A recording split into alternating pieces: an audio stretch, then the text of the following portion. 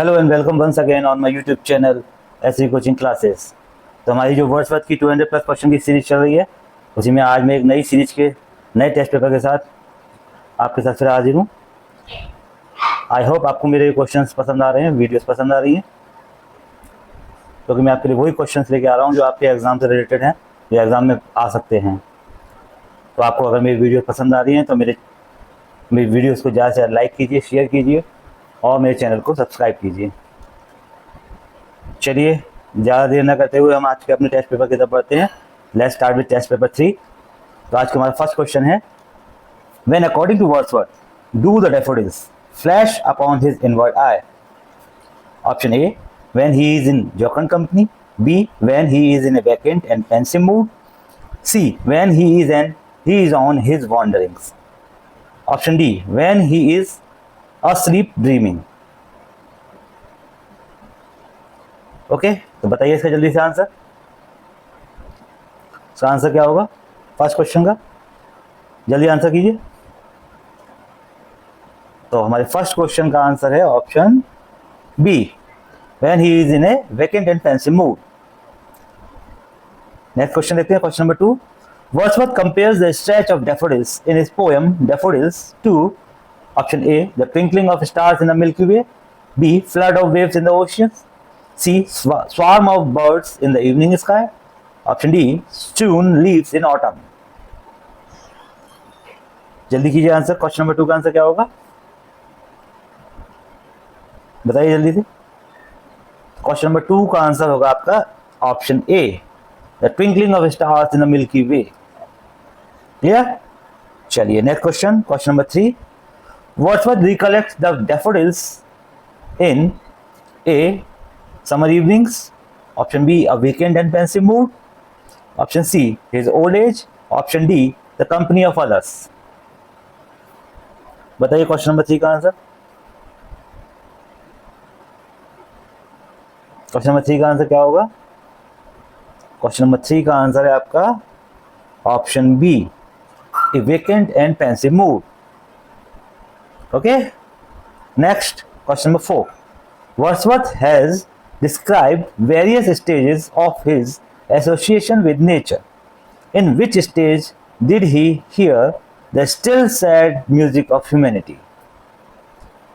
बहुत ही अच्छा क्वेश्चन है ये, इंपॉर्टेंट क्वेश्चन है ये, मार्क कर लीजिएगा इसे।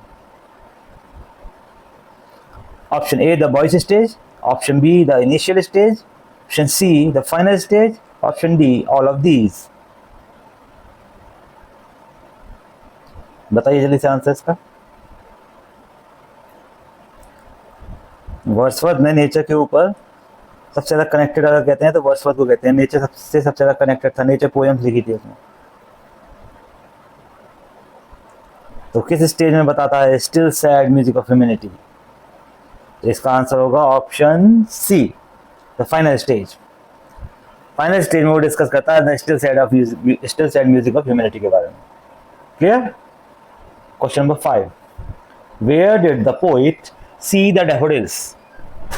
Option A, along the margin of river. Option B, along the margin of pond. Option C, along the margin of bay. Option D, along the margin of an ocean. तो Wordsworth जो है वो daffodils को कहाँ पर देखता है? बताइए आंसर जल्दी से। क्वेश्चन नंबर 5 का आंसर। क्वेश्चन नंबर 5 का आंसर होगा option C, along the margin of bay. Okay, next question, question number 6। What were the daffodils doing? तो डैफोडिल्स क्या कर रहे थे? A, wandering over the clouds. Option B, floating high over vales and hills. Option C, sparkling waves in glee. Option D, tossing their heads in sprightly dance. जल्दी करिए answer. Option कौन सा option सही होगा क्वेश्चन नंबर 6 का? Question number 6 का answer क्या होगा? तो क्वेश्चन नंबर 6 का जो आंसर है वो है option D, tossing their heads in sprightly dance. Next question, question number 7। One impulse from a vernal wood, the above lines has been quoted from. Option A, the tables turned. B, Tinton Abbey. C the world is too much with us, option D ode to duty. तो ये जो line है, one impulse from a vernal wood, ये किस poem की lines हैं? बताइए जल्दी से। क्वेश्चन नंबर 7 का आंसर। तो ये लाइन है वो है option A, the tables turn. किस पोएम से है? The tables turn. Question number 8, the two April mornings. The two April mornings is a poem by A Thomson, B Oliver Goldsmith, C William Wordsworth, D Sylvia Plath. देखिए Wordsworth की series चल रही है, बहुत ही easy question है। आप सभी बता देंगे कि इसका आंसर क्या होना चाहिए, ऑप्शन सी विलियम वर्ड्सवर्थ। तो पेपर में मिक्स क्वेश्चन आएंगे तो वहां ध्यान रखिएगा। क्वेश्चन नंबर 9, in his quest for true significance of life on its simpler levels, Wordsworth resembles option A George Crabbe, B William Cowper, C William Blake, D Robert bones.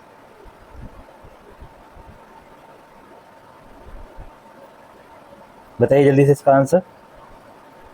In his quest for true significance of life on its simpler levels, इस Wordsworth किसको resemble करता है? तो इसका answer होगा option A George Crabbe. Clear. Question number 10, during his visit to France, Wordsworth fell in love with a girl named A. Catherine, B. Mary Hutchinson, C. Annette Wellen, D. Simone Lee। तो जब Wordsworth France के लिए गया था, France की visit करी थी उसने, तो एक लड़की, गर्ल नेम, जिसके प्यार में वो पड़ जाता है, फेल इन लव। कौन सी लड़की थी वो? बताइए जल्दी। क्वेश्चन नंबर 10 का आंसर। क्वेश्चन नंबर 10 का आंसर है वो कौन थी वो? Annette Vallon. Question number 11, name the poem from which of the following words have been quoted? The gods approve, the depth and not the tumult of the soul. Option A the world is too much with us, option B the table turn, option C ode to duty, option D Laodamia. तो जो lines हैं वो कहां से ली गई हैं? ये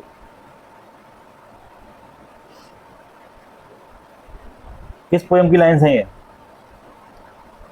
तो ये हैं आपकी ऑप्शन डी लाडोमिया से। क्लियर।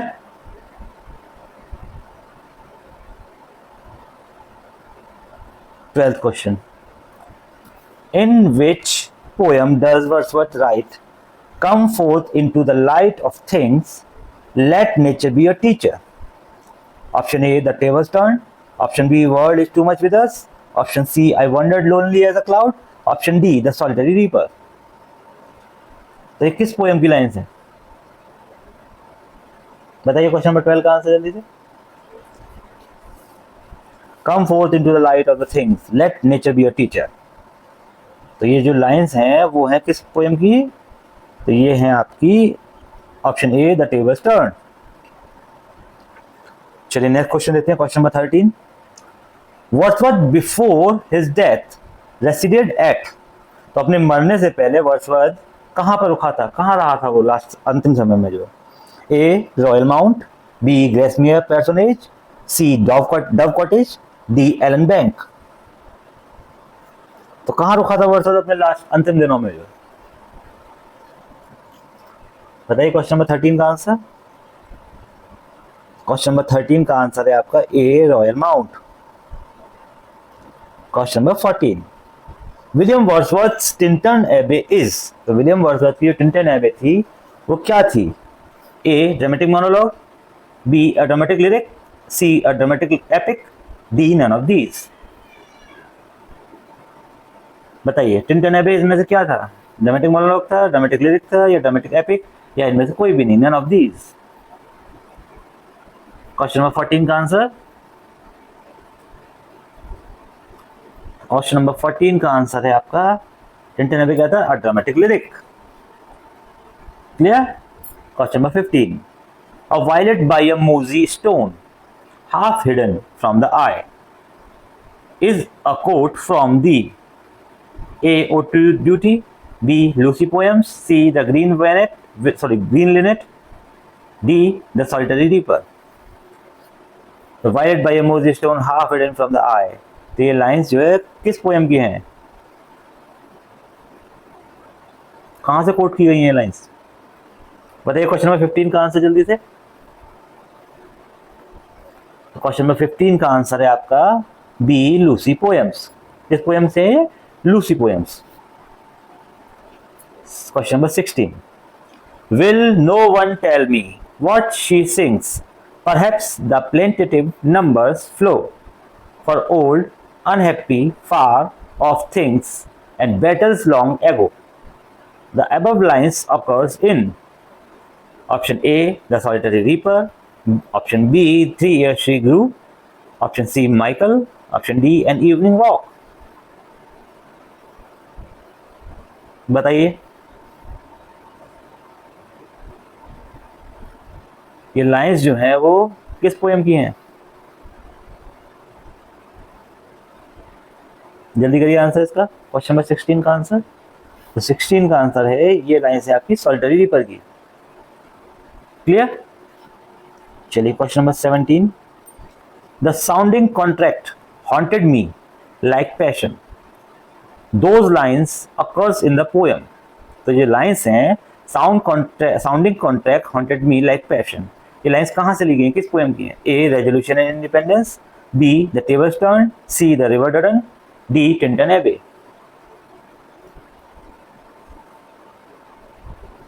बताइए किस पोएम की हैं ये लाइंस।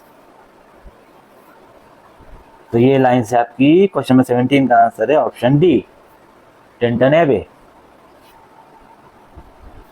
चलिए नेक्स्ट देखते हैं question number 18, bliss was it in that dawn to be alive, but to be young was very heaven। What was the great event Wordsworth had in mind while writing above lines? A, his marriage, B, publication of the lyrical ballads, C, his friendship with Coleridge, and D, the French Revolution। तो ये lines हैं, bliss was it in that dawn to be alive, but to be young was very heaven। तो ये lines जब वो लिख रहा था तब उसके दिमाग में क्या इवेंट था, किसको सोच के उसने लिखा था ये, बताइए जल्दी से। बहुत ही इंपॉर्टेंट क्वेश्चन है, वेरी इंपॉर्टेंट क्वेश्चन, इस तरह क्वेश्चन पूछ लेता है। तो क्वेश्चन नंबर 18 का आंसर क्या होगा। तो ये लाइंस लिखते समय वर्ड्सवर्थ के दिमाग में जो इवेंट था वो इवेंट क्या था, A, his marriage. Question number 19, a sense sublime of something far more deeply interfused। The words given above occur in A, Ode on Intimation of Immortality, option B, Ulysses, option C, Sailing to Byzantium, option D, Tintin Abbey। बताइए question number 19 का answer. Question number 19 का answer क्या होगा। Question number 19 का answer है आपका D, Tintern एबे। Question number 20, the prelude presents the poet in quest of his A, boyhood, option B, identity, option C, friend, option D, solitude। तो prelude जो है वो क्या था, एक वर्ड्सवर्थ की सबसे फेमस पोएम है। तो ये कब शुरू की थी वर्ड्सवर्थ ने लिखना इसको,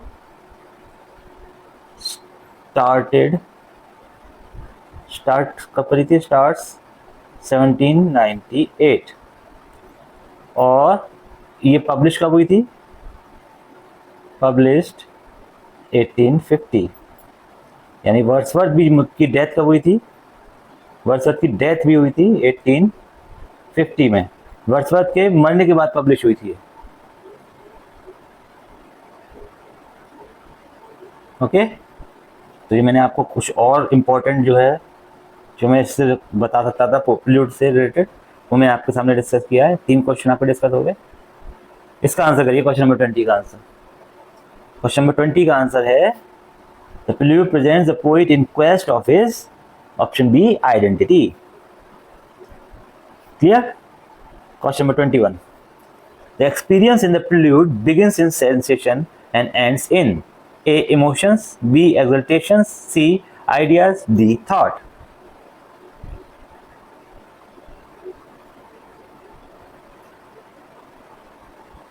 तो जो एक्सपीरियंस थे इन प्रिल्यूड वो बिगिंस होते हैं, शुरू होते हैं सेंसेशन के साथ और एंड होते हैं किसके साथ? बताइए जल्दी। क्वेश्चन नंबर 21 का आंसर। तो prelude begins in sensation and ends in thought, option D.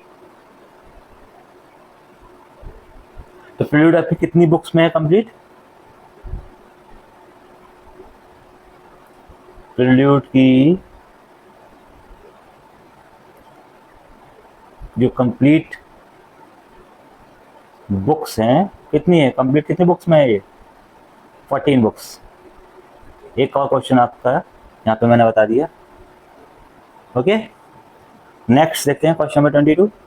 Poetry sheds no tears such as angels weep but natural and human tears are lines by. तो जो लाइन्स हैं वो किसने लिखी हैं? A. Wordsworth, B. Shelley, C. Coleridge, D. Keats. बहुत ही easy question है, ज़्यादा टाइम नहीं लगाएंगे, यह सबको पता है। इसका आंसर होगा ए. वर्ड्सवर्थ। क्वेश्चन नंबर 23 देखते हैं। In ode to intimation of immortality Wordsworth sums up his philosophy of A. Old age, B. Motherhood, C. The nation, D. Childhood. तो ode to intimation of immortality में Wordsworth अपनी philosophy को किस पर and करता है, सम्स अप करता है? बताइए जल्दी से क्वेश्चन नंबर 23 का आंसर। तो Wordsworth sums up his philosophy of the childhood. Clear? Next question देखते हैं। She gave me eyes, she gave me ears and humble cares and delicate fears were in reference to A. Riverway, B. Antebellum, C. Dorothy Wordsworth, D. Ancestral Scotland। तो ये lines हैं किसके reference में हैं? She gave me eyes, she gave me ears, and humble cares and delicate fears। बताइए जल्दी से question number 24 का आंसर। तो ये लाइन्स किसके रेफरेंस में है? सी. Dorothy Wordsworth. और डॉरथी वर्ड्सवर्थ कौन थी? ये डॉरथी वर्ड्सवर्थ कौन थी? Wordsworth sister. कौन थी ये? वर्ड्सवर्थ की सिस्टर। नेक्स्ट क्वेश्चन नंबर 25, आज का last question. What is being described by Wordsworth in the following lines from his poem the thorn I have measured if from site is 3 feet long and 2 feet wide? A. Fallen bot, option B. A cradle, option C. A small coat, option D. An infant's grave। बताइए जल्दी से question number 25 का answer. किस poem की lines हैं ये? जल्दी answer कीजिए। तो ये लाइन्स हैं वो हैं आपका option D, an infant's grave. किस पोएम की लाइन है ये? An infant's grave. देखिए बहुत ही अच्छे क्वेश्चंस थे 25 क्वेश्चंस टेस्ट पेपर 3 के। आगे मैं आपके लिए और अच्छे अच्छे क्वेश्चंस लेके आऊँगा। आई होप आपको ये मेरे क्वेश्चन पसंद आ रहे हैं। तो एक बार फिर मैं कहूँगा इस मेरी कोई वीडियो को ज़्यादा से ज़्यादा लाइक कीजिए और अपने ज़्यादा से ज़्यादा फ्रेंड के साथ शेयर कीजिए और मेरे चैनल को सब्सक्राइब कीजिए जिससे आपको नई वीडियोज़ के नोटिफिकेशन मिलते रहें। ओके फ्रेंड्स, इसी के साथ गुड बाय।